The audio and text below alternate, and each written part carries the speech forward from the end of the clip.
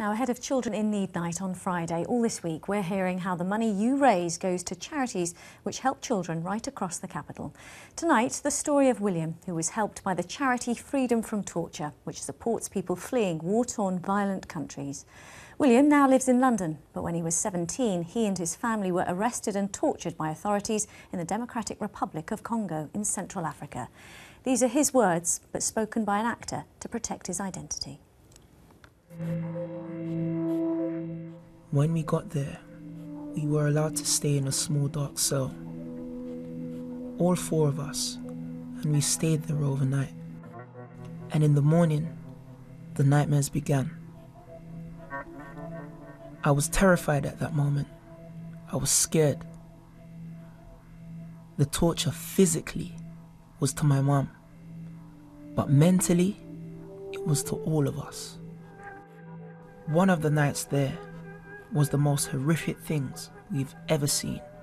One of the men came to the cell and he tried to rape my mum right in front of the three of us. As my mum was struggling, as the only boy there, I tried to stop him, but he pushed me against the wall and I hit my head and I sort of lost consciousness for a little bit. It was horrible to see. My sisters crying, my mum being raped in front of me, and I was just sitting there helpless. There was nothing I could do.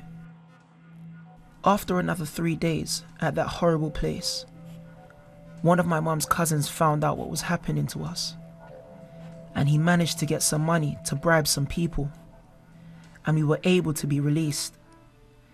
And he made some arrangements to allow us to travel to the UK. When we arrived here, they put us in a hostel, and the nurses there referred us to Freedom from Torture. At that time, you could say that the torturer was far away from us physically, but mentally, he was still inside me. I could see him. He could still hurt me mentally.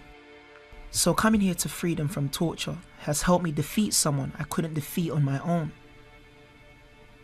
Now I can actually say I have defeated the torturer inside me. Not many months back, I was feeling really helpless, unwanted, useless. Now I actually feel good. And if you've been affected by William's story, you can learn more about the work of Freedom from Torture on their website.